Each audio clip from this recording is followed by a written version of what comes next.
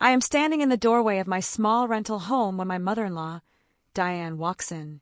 She stops right in the middle of the living room, looks around, and lets out a dry, mean laugh. She does not even try to hide her look of disgust as she rubs a finger over my bookshelf. I can see her brain calculating the value of everything I own, and I know the number she is coming up with is very low. She turns to my husband, her son, and shakes her head slowly. "This is where you live, Adrian. Are you really married into this?" she asks. Her voice is sharp, like she is talking about a trash heap instead of a home I have worked hard to keep clean and cozy. My father-in-law, Richard, walks in behind her. He does not say hello.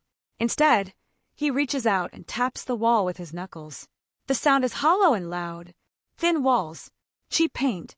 "Wow," he says. He looks at the ceiling as if he expects it to fall down on his head at any moment. Then comes my sister-in-law, Brittany. She smirks as she looks at my thrifted sofa. "I have seen better college dorms than this," she laughs. They walk through my home like they are health inspectors, judging every single corner. They whisper to each other and laugh under their breath while I stand there. Diane opens my fridge without asking. "Barely stocked too? Do you even eat real food, or just noodles?" she asks with a smirk. I just nod quietly, keeping my hands folded in front of me. Inside, my chest burns with a deep, hot anger, but I force myself to stay completely calm. I do not want to give them the satisfaction of seeing me cry or get upset. Adrian just stands there with his hands in his pockets, looking at the floor. He does not defend me, and he does not tell them to stop being so rude. He just lets them treat me like a servant in my own house. What they do not know is that I am holding a secret that would change everything in an instant. I grip my keys tighter in my pocket, feeling the cold metal against my palm. They think they are the masters of the world because of their fancy cars and clothes. But this isn't just my home they are mocking. It is their home too. They just don't know it yet. That night, after they finally leave, the house feels cold. I sit at my small desk and open my laptop. The blue light of the screen is the only thing lighting up the room. I pull up the final contracts for a property transfer that was finalized 3 weeks ago.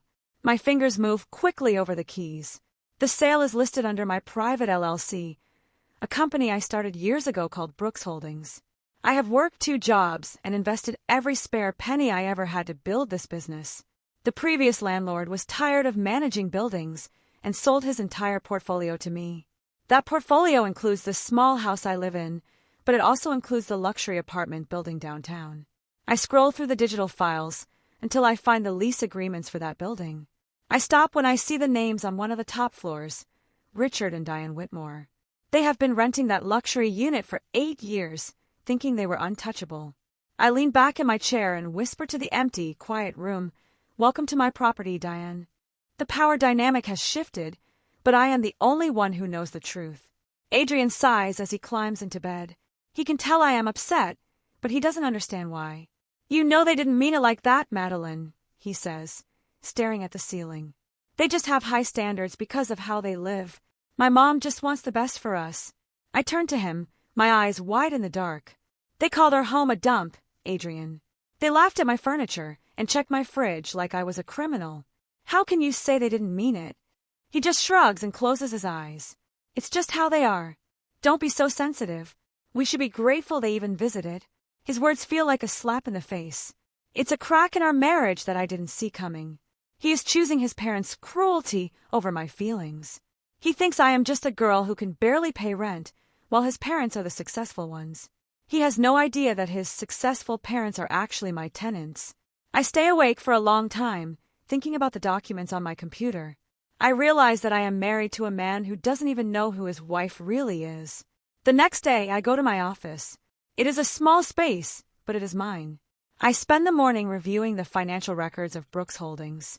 When I get to the Whitmore file, I notice something interesting. Richard and Diane are currently 3 days late on their monthly rent payment. This isn't the first time either.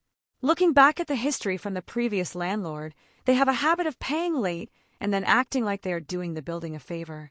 They act like they own the place, but they are struggling to keep up with the high costs of their luxury lifestyle. It is a classic case of people who are house poor. They spend so much money on designer clothes and fancy dinners to impress people that they can't even pay their rent on time. My assistant, a sharp woman named Elena, walks in with a stack of papers. "We have a few tenants who haven't paid yet, Miss Brooks," she says. "Should I send out the standard late notices?" I look at the Whitmore file on my desk. "Not yet, Elena," I say, my voice steady. "I want to handle this one personally. Just keep an eye on it for now." A week goes by, and my in-laws invite us over to their place for Sunday brunch. As we walk into their building, the doorman bows and opens the heavy glass doors. The lobby is filled with marble and expensive art. Diane is waiting for us on her balcony, wearing a silk robe and holding a glass of expensive juice. "Oh, Madeline," she says, looking me up and down. "It must be so hard for you to come here and then have to go back to that little place of yours. The contrast must be jarring." Richard laughs from his leather armchair. "Maybe if you worked harder, you could afford a place like this. But I guess not everyone is cut out for the big leagues." Adrian just laughs along with them, taking a bite of a croissant. "The view here is amazing, Dad," he says. I look out over the city and see the sign for Brooks Holdings on a building a few blocks away. I want to tell them that the very floor they are standing on belongs to me. I want to tell them that their big leagues are built on a foundation of late payments and debt. But I stay silent. I just sip my tea and smile. Debt. But I stay silent. I just sip my tea and smile. During brunch, Brittany starts talking about her new car. "It's a limited edition," she brags, tossing her hair. "I told the dealer I wouldn't settle for anything less. Status is everything, you know." She looks at me and smirks. "What do you drive again, Madeline?" "That old gray sedan. I'm surprised it still runs." I just smile and nod. "It gets me where I need to go, Brittany." Diane chimed in. "Well, appearing successful is half the battle. If you look poor, people treat you like you're poor. That's why we live here. This address says everything about who we are." I look at the marble floor and think about the crack near the baseboard that needs to be fixed. As the landlord, it's my job to fix it, but as their daughter-in-law, I'm just a girl who isn't good enough for their family. The irony is almost too much to handle. I realize that their entire identity is tied to this building. If they lost this apartment, they would lose everything they think makes them special. They are living in a dream world, and I am the one who holds the key to the alarm clock. I feel a strange sense of pity for them. That evening, I receive an automated alert from my property management software. The Whitmores' rent is now 10 days late. This triggers a mandatory notice of non-payment. According to the rules of Brooks Holdings, if a tenant is 10 days late, a formal letter must be sent. Normally, my property manager handles this, but I decide to hold off for one more day. I want to see if they will pay on their own. I don't want to be the reason for their stress, but I also have a business to run. I am torn between being a good family member and a responsible business owner. But then I remember how they treated me in my home. I remember Diane's dry laugh and Richard's comments about the cheap paint. They didn't show me any grace or respect. Why should I go out of my way to protect them from the consequences of their own choices? I realize that being nice has only led to them stepping all over me. It is time to start acting like the owner I am. I tell Elena to prepare the notice, but I tell her not to send it until I give the final word. The next morning, Adrian gets a call from his mother. He is in the kitchen making coffee, and I can hear Diane's voice through the phone. She sounds stressed. "Adrian, honey, can you ask Madeline if she has any extra cash? Just a few thousand to bridge the gap until your father's big commission comes in." Adrian looks at me, his eyes pleading. "Mom, I don't know if we have that kind of money right now. We have our own rent to pay."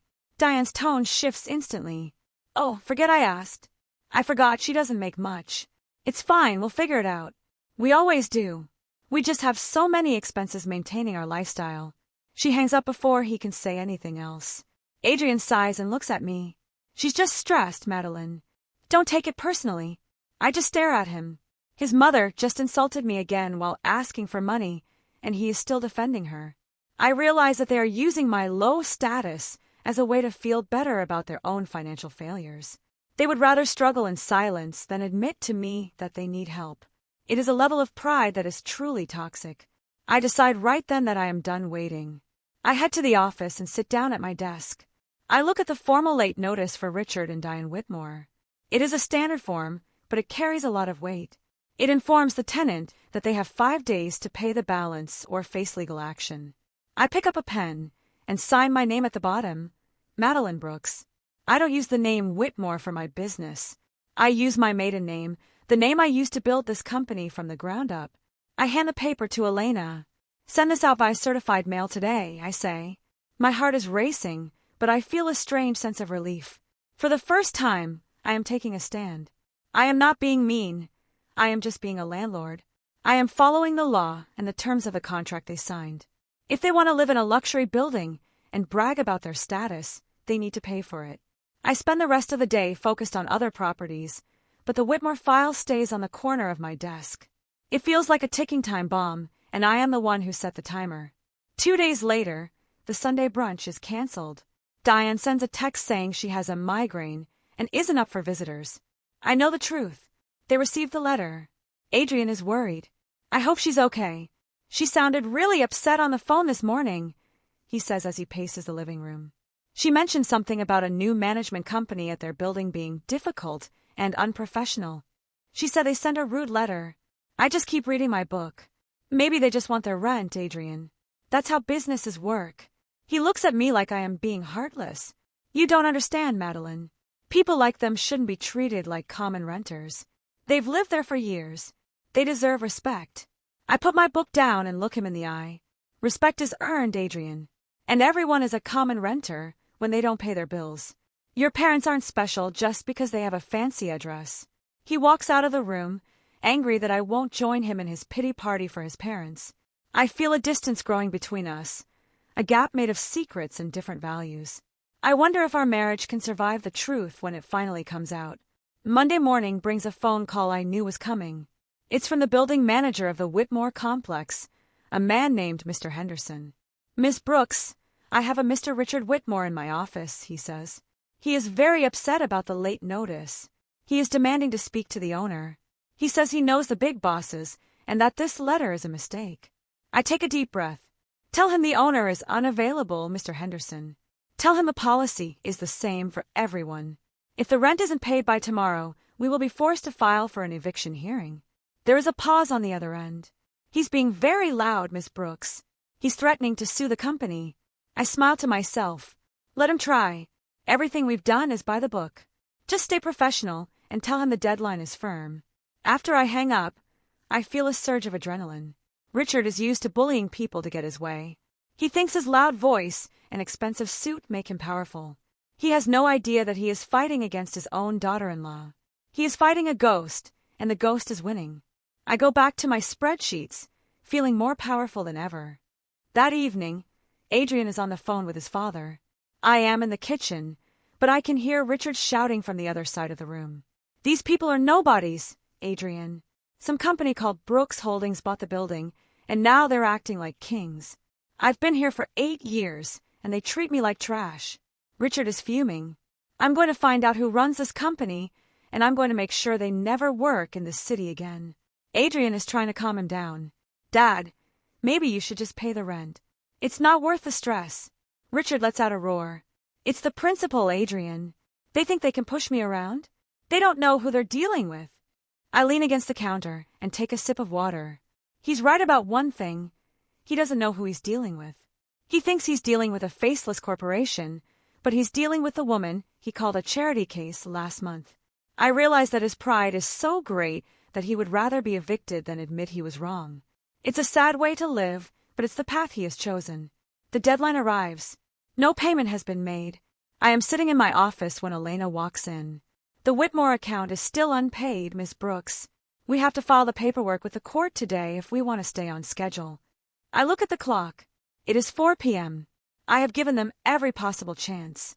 I have waited longer than I would for any other tenant. Go ahead and file it, Elena, I say. As she leaves the room, I feel a heavy weight settle in my stomach. This is the point of no return. Once the court papers are filed, it becomes public record. Their secret struggle will be out in the open. I think about Adrian and how he will react. I think about Diane and how her status will be ruined. But then I think about how they treat people who they think are below them. I think about the many times they have made me feel small and unwanted. I am not doing this out of revenge, but I am also not going to stop the process just to save their pride. They need to learn that actions have consequences, even for people with high standards. That night, Adrian is unusually quiet. He's looking at his phone, his face pale. Madeline, Something is wrong, he says. My dad just texted. He said they received a court summons. The building is actually trying to evict them. I sit down on the sofa next to him. I'm sorry to hear that, Adrian. He turns to me, his eyes full of confusion. How is this happening? They're the Whitmores. People don't just evict people like them. I look at him sadly. Adrian, being a Whitmore doesn't pay the rent. Your parents have been living beyond their means for a long time. You know that deep down. He shakes his head, refusing to believe it. No, there must be a mistake. I'm going to go down to that office tomorrow and talk to someone. I'll find out who this Brooks person is and I'll fix this. I feel a chill go down my spine. Adrian, maybe you should stay out of it. It's their business. He stands up, his jaw set. No, they're my family. I have to protect them. I realize that the truth is about to come out, and I am not ready for the explosion that is coming. The next morning, Adrian goes to the Brooks Holdings office. I am already there, hiding in the back room. I watch through the cracked door as he approaches the front desk. He looks out of place in his casual clothes, compared to the professional staff. I need to speak to the owner, he tells Elena. It's about the Whitmore case. Elena stays perfectly calm. The owner is very busy, sir. But I can take a message. Adrian slams his hand on the desk. Look, my father is Richard Whitmore. Do you have any idea who that is? You can't just throw people like him out on the street. Elena doesn't blink. Sir, we follow the law. The rent was not paid. We have a responsibility to our investors. Adrian is getting louder. Who is Brooks? Is he even in the office? I want to see him now. I watch him from the shadows, feeling a strange mix of love and disappointment. He is fighting for people who wouldn't fight for him. He is fighting for a lie. I realize that I can't stay hidden forever. The truth is the only thing that can end this cycle of drama. Adrian comes home that night, exhausted and angry. They wouldn't let me see anyone, he says, throwing his keys on the table. They're like robots. No heart, no compassion. And this Brooks guy is a coward who hides in his office. I am sitting at the kitchen table with a folder in front of me. Adrian, we need to talk. He looks at me annoyed. Not now, Madeline. I have to find a way to help my parents. My mom is in hysterics. She says she can't live in a cheap place like ours. I take a deep breath. Adrian, I am Brooks Holdings. The room goes silent. The ticking of the wall clock sounds like a hammer. Adrian stares at me, his mouth slightly open. What did you just say? I push the folder toward him. I started this company 5 years ago. I bought your parents' building 3 weeks ago. I am the one who sent the notices. I am the landlord. He looks at the folder, then back at me. He doesn't move. He looks like he's seen a ghost. You own their building? You're the one evicting them? His voice is a whisper, full of a shock I can't even describe. Adrian starts flipping through the papers in the folder. He sees the bank statements, the deed, and the LLC registration. His hands are shaking. Why didn't you tell me? He asks, his voice cracking. All this time you had this? You're rich. I shake my head. I'm not rich, in the way your parents think. I have a successful business that I worked hard for. And I didn't tell you because I wanted to be loved for who I am, not what I own. Especially after seeing how your parents treat people who they think have nothing. He looks at me, his eyes full of a strange mix of hurt and awe. My parents' place, you own it too? I nod slowly. I own the whole block, Adrian, including this house. He sinks into a chair, overwhelmed. So when they were mocking this place, they were mocking your property. And you just sat there. I leaned forward. I sat there because I wanted to see who they really were. And I saw it. They are people who value status over kindness. They are people who would rather insult their own family than be humble. The tension in the room is explosive. Adrian runs a hand through his hair, looking at the papers on the table like they are poison. Why didn't you tell me? He repeats, his voice rising. We could have lived in a better place. We could have been comfortable. Why did you let us live like this while you had millions in the bank? I reply calmly, my voice steady. Would it have changed how they treated me, Adrian? If I had told them I was the landlord, they would have been nice to me, but it wouldn't have been real.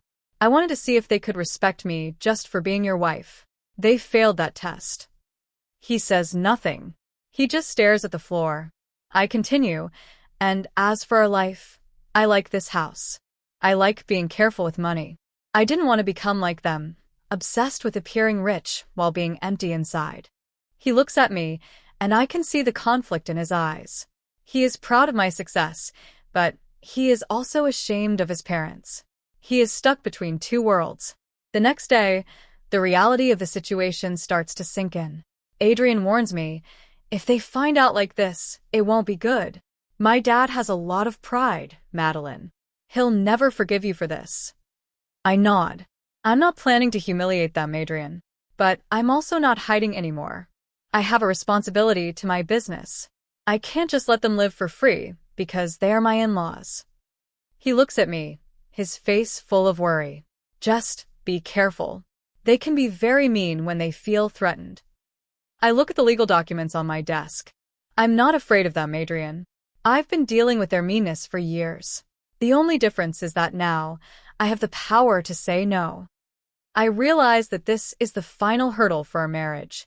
If he can't accept that I am more than just the poor girl his parents mocked, then we don't have a future. But if he can see the strength it took to build this, then maybe we can start over on a foundation of truth. The final trigger happens on a Tuesday. Another late payment notice is generated by the system. This is the second time in 3 months. Company policy requires an immediate escalation to a formal hearing. I am sitting in my office, looking at the screen. I could delete the notice. I could pay the rent myself from my personal savings. I could pretend it never happened. But then I remember Brittany's smirk when she looked at my thrifted sofa. I remember Richard's comments about the thin walls. I remember Diane's look of disgust when she opened my fridge. They have spent years looking down on me, never realizing I was the one providing them with the very roof over their heads. I realize that I have to act, not out of malice, but out of self-respect. I cannot let them continue to disrespect me while I am supporting their lifestyle. I hit the confirm button on the screen. The notice is sent. The wheels of justice are in motion, and there is no turning back now. The official letter is sent via a private courier this time. It is a formal notice of the eviction hearing, and it is from the desk of the owner of Brooks Holdings. It is signed in bold ink, Madeline Brooks. My legal name, which they have always tried to ignore, calling me Maddie or just Adrian's wife. An hour later, my phone starts buzzing. It is Diane calling Adrian. I can hear her screaming in a panic from the other room. Adrian, who is this Madeline Brooks? Is this some kind of sick joke? The owner of the building has the same name as your wife. Richard's voice is in the background, shouting about lawyers and lawsuits. Adrian looks at me, his face pale. They know, he whispers. I just nod. It's time for the truth, Adrian. He looks at the phone, then at me. He finally answers his mother. Mom, you need to come over to our house. Right now. There is something you need to see. He hangs up before she can ask any more questions. The air in the house feels heavy with anticipation. While they are on their way, I know they are searching online. I can imagine them in their car, Brittany frantically typing Madeline Brooks and Brooks Holdings into her phone. In today's world, you can't hide success for long. My company has a website, and while I don't put my face on the front page, my name is listed in the About Us section as the founder and CEO. There are photos of me at real estate awards ceremonies and records of my major acquisitions. I imagine the silence that must have filled their car as they saw the truth. I imagine Brittany whispering, "That's her. That's Maddie." The realization must have been like a physical weight, crushing their pride.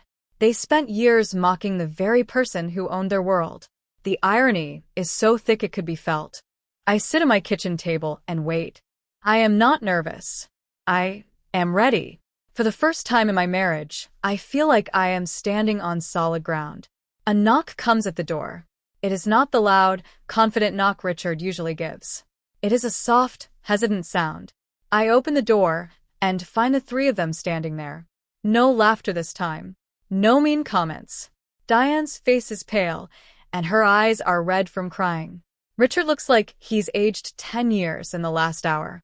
Brittany is staring at her shoes, looking smaller than I've ever seen her. Come in, I say softly. They walk into my living room, the dump they mocked just a few weeks ago. They sit on my thrifted sofa, but this time they don't look at it with disgust. They look at it with fear. Diane's voice shakes as she finally speaks. You own our home?